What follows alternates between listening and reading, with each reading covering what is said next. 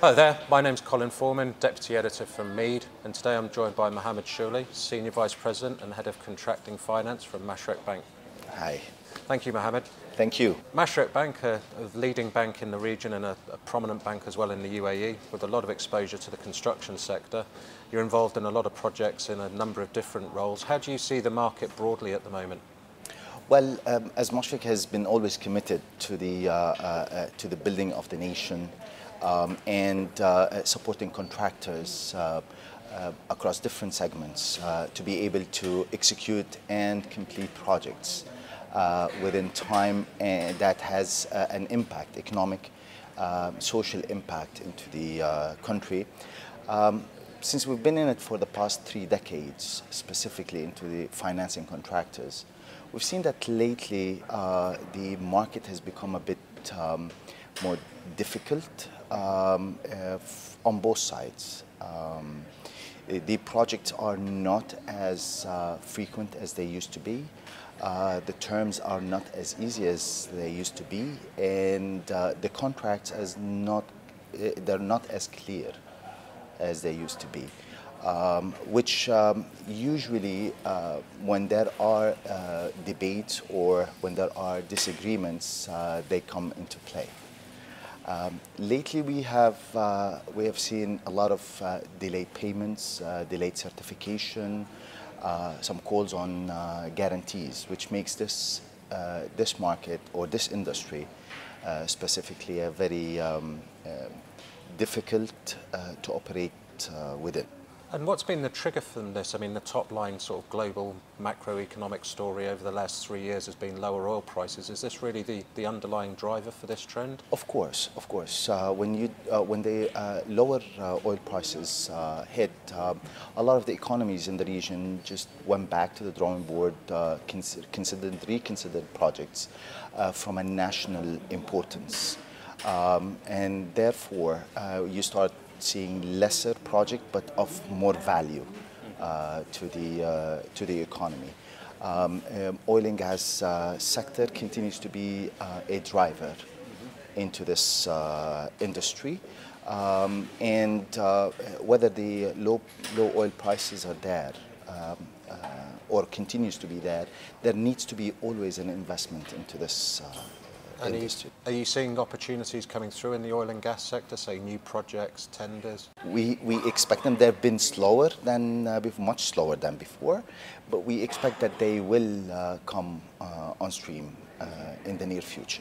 Other sorts of types of government spending, obviously infrastructure is a key area where governments have got a commitment to spend. How have you seen the infrastructure market, things like roads, bridges, railways? Has there been much in the way of new work in that area?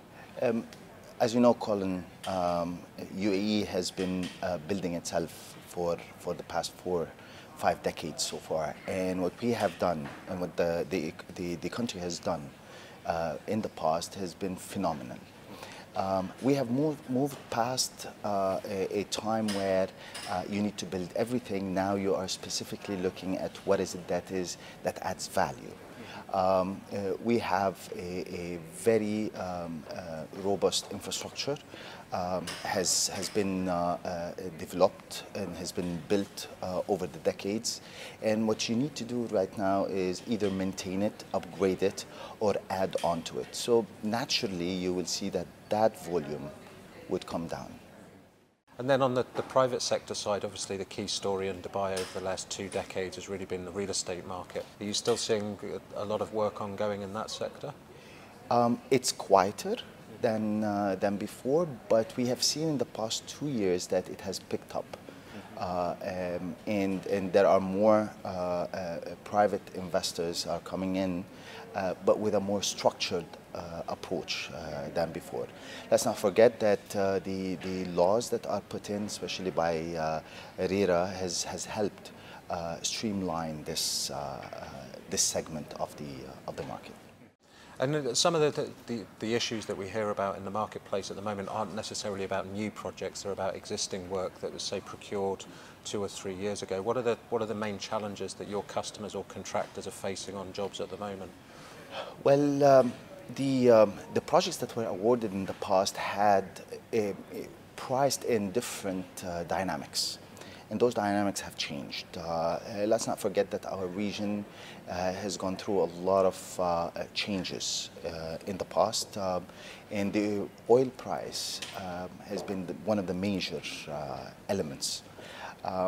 Now, the existing projects, contractors are trying to manage it within the budgets that they have planned for. More communication is required between the paymasters and the contractors to be able to deliver these projects on time, hopefully within budget, and to add them into the stream that is required. And you said the market dynamics have changed. We've discussed the oil price, but what other dynamics, what other things are at play here? Procurement has, has changed. The international prices of commodities have changed. If you enter into a turnkey projects, the prices are set in a way that it requires hedging instruments, and those instruments are not that available. So it means that the contractors need to become more resourceful, creative in covering those requirements. There are a lot of laws that came in place that had to do with the labor, with discipline that has been brought in, and such discipline adds on to the process, to the costs, and that needs to be managed consciously by both parties. There's obviously a lot of tension in the marketplace. How's that sort of manifesting itself? What are the key issues that are coming up? I mean, 10 years ago there was some quite infamous bond pulls in Dubai, for example. Are we seeing tension manifesting itself on projects?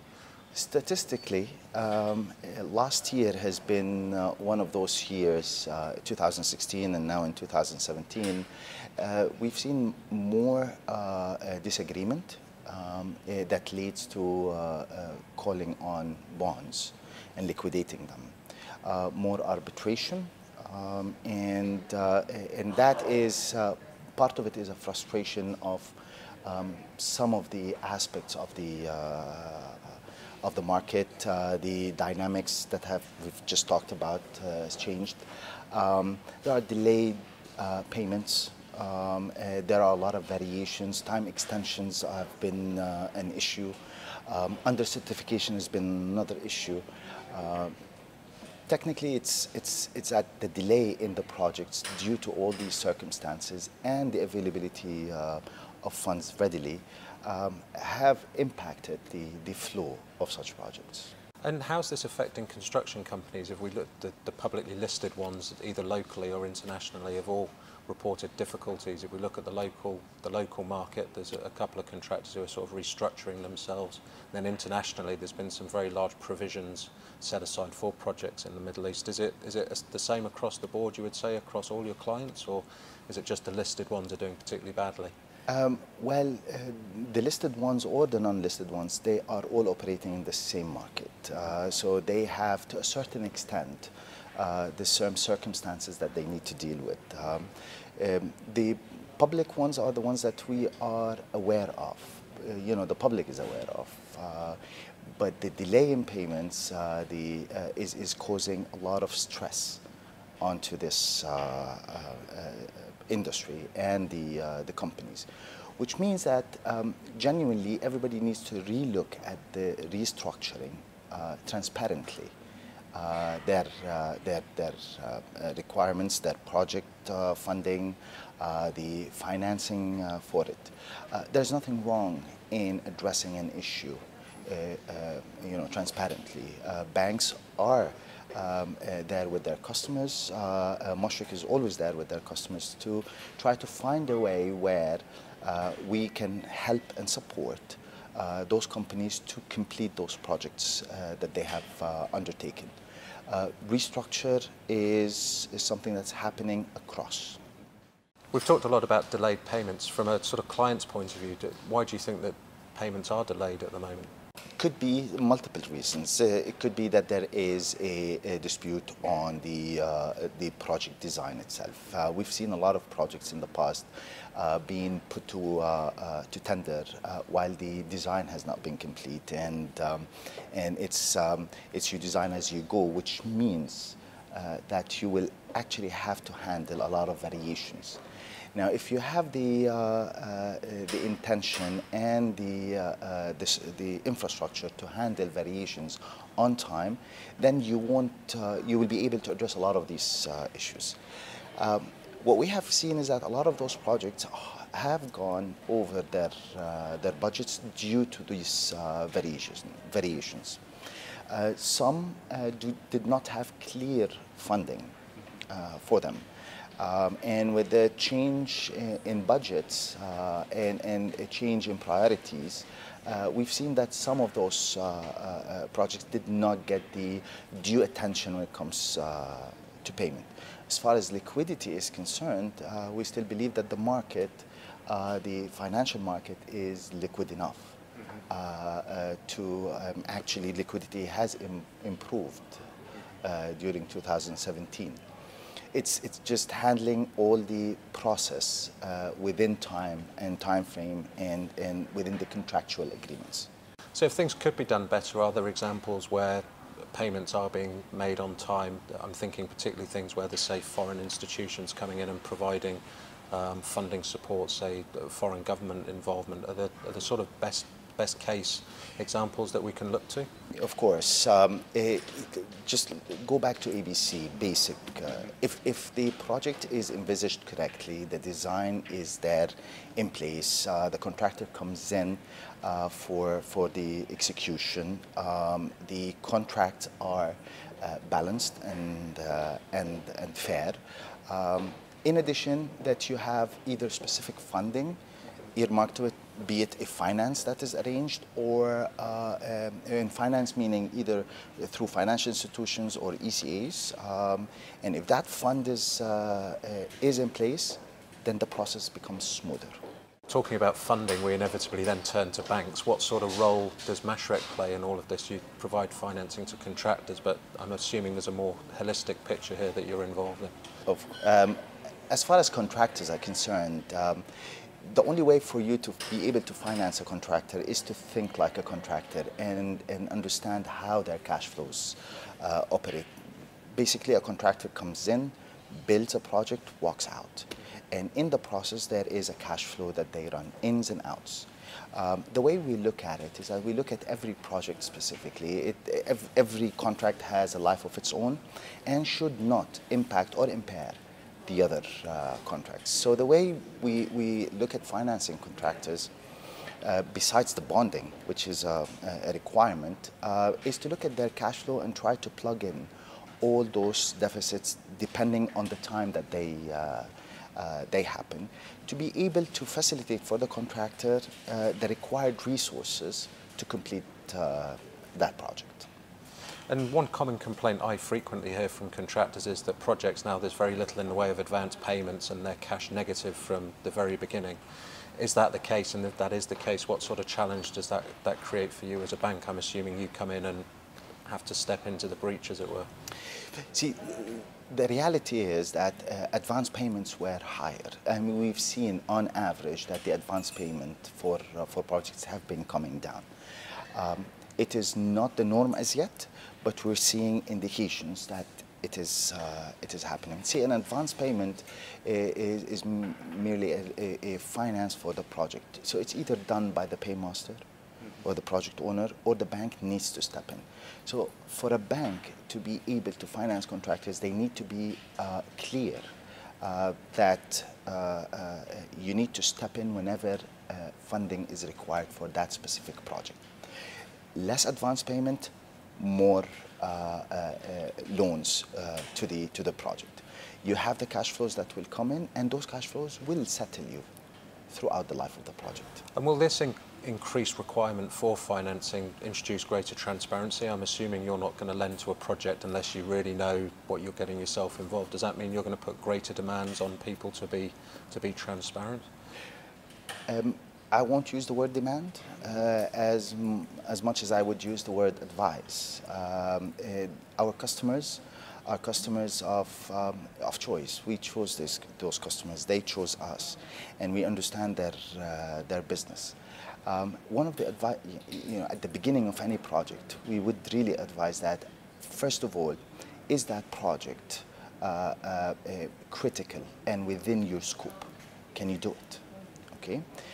Second is there a commitment from the paymaster or the owner, developer of the project to complete that project? Is there financing for that project? So if you handle the performance risk, which is a contractor capable of delivering, and a payment risk, which is a developer capable of paying, everything in between we can resolve. Mashreq's obviously an integral part of the construction sector, providing finance. What sort of ways do you see the market sort of trading its way out of some of these difficulties that we've discussed today? What things can a bank do to help the industry? Facilitate for them, for all parties, a discussion, an open, transparent discussion onto how to complete a project. However, what we're seeing is that there has to be more focus on the contractual documentation of a contract. We could see a difference in between companies on the level of their documentation, and you could mainly derive that the more organized in your documentation that you are, the less problems that you would have later on. Reduce the number of variations, have clarity on the project from the beginning, have your designs in place, the legal work and documentation in place. You'll minimize a lot of the issues. And does company culture play a role in this? Do you see international companies have got a slightly different attitude to documentation than, say, the more regional companies? Of course. Let's not forget that the culture of a company operating in a specific geography or across the globe impacts hugely the way that they perform. In general, international companies are more contractual, less personal. They document most of their or all of their activities. There is nothing wrong in changing, provided that we approach it in a very systematic way. Other companies, or some companies, depending on the culture that they come from, could behave in a way that, let's say, a change order that is on the site is communicated, yes, we will do it, don't worry about it, we'll talk about it later. That cannot continue. In the past, that's really been the favoured option, though, hasn't it? The perceived wisdom from the past has been that the wrong thing to do is be contractual and get into documentation. The client will view that badly, whereas it's maybe better to have a softer approach and just communicate verbally, and everything will be resolved in the end. That suggests that the market's changed. Well, communication is key. Resolving issues are key. Interpersonal relationships are key still. But for any industry to evolve, that's a natural step. We were not the same as we are today. We didn't have 30 years ago the amount of roads that we have, or the towers, or the transportation. So to evolve, to change, is the most constant thing that will happen. So everybody needs to change, and that's how you evolve. And of course, the risks are getting greater at the same time as the projects get bigger. So yeah. Exactly, they're becoming clearer. Mm-hmm. Mead and Mashreq are working together on an initiative over the coming year with a series of events and publications and studies. Why is Mashreq keen to engage the market in this way, and what outcomes are you looking for? Well, thanks for asking this question. Mashreq has embarked on a journey of transformation in 2015, where we have realized that you cannot continue to do business the same way as it has been done before. And for you to be able to add value to your customers, you need to have access to knowledge, understand the business, add value from a knowledge point of view. So we restructured our corporate bank from the traditional setup of dealing with customers based on their turnover, the small, medium, and large, and the international, into dealing with customers through industry specialization. So you cluster every, broadly industries together, clients that are operating within a certain industry, and service them directly. That helps you understand the industry better. It helps you mitigate risk. You could add value from your experience with everybody else around to your customer, and you could drive synergies within the whole chain. So we took that initiative to next level, where we have identified industries that we're going to be focusing on and learning more and becoming a specialist in. One of them is the construction industry. And having dealt with contractors for a very long time, the idea is to provide our customers more than only the funding that they require. If there are issues that are in the market that's chronic to a market, we need to be able to address them and be a catalyst to such change. And that will only happen with knowledge. Hence our decision to partner with your good company into providing such value add to our customer. It's about the ability to understand the market, know what's going on in it, what are the common issues.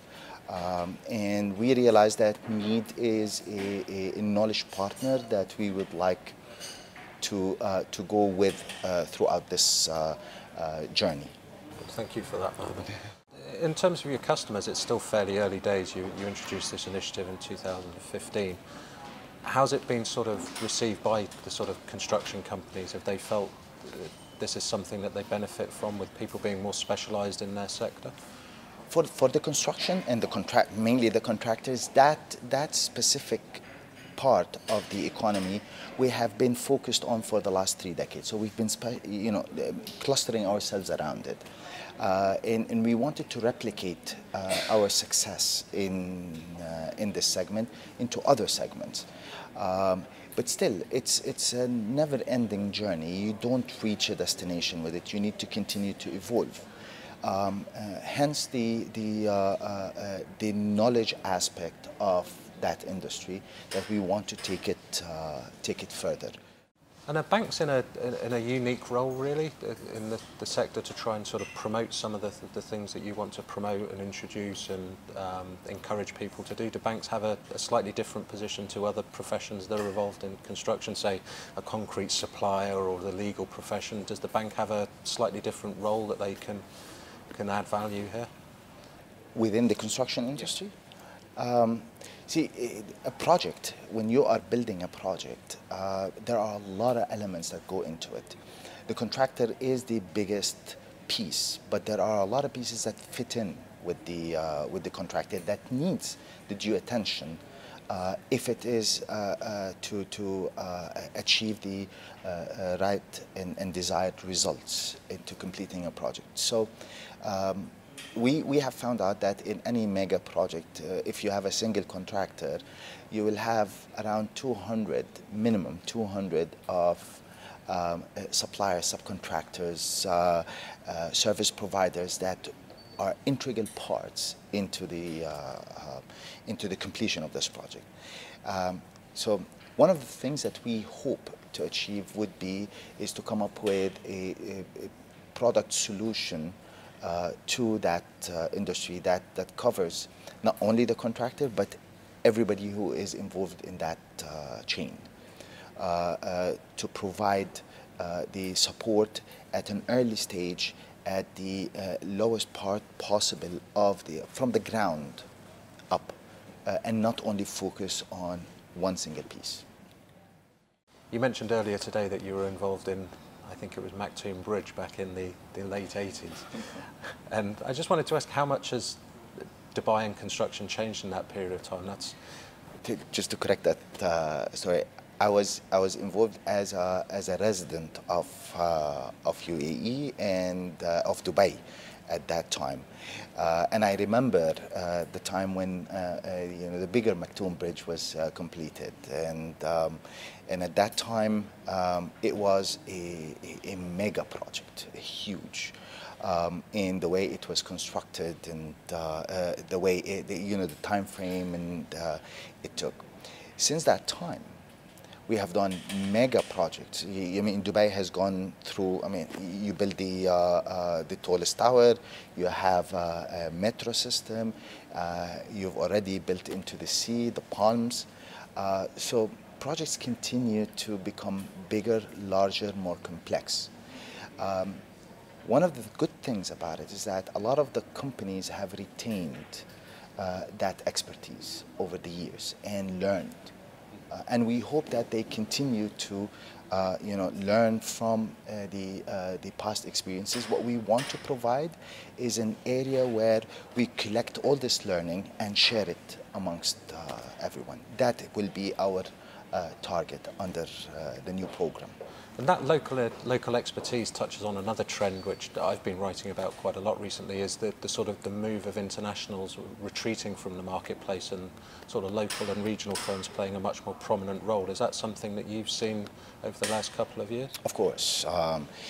There are a lot of parts of this industry that local contractors or the local knowledge is capable of handling, and naturally they have the edge when it comes to the cost structure.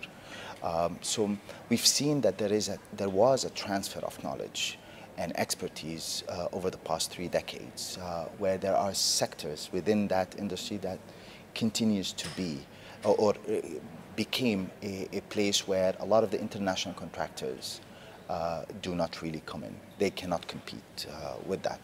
And since local contractors, this is their market, so their investment, their commitment to it is larger than the international ones. As far as the international contractors, UAE, Dubai, GCC is one out of many other regions that they will work in. For the local contractors, this is the region. So as we are a local regional bank, this is our region, so our commitment to it will continue to be there. It is not a place that we are abandoning, and we will not abandon. This is who we are, and this is what we want to do.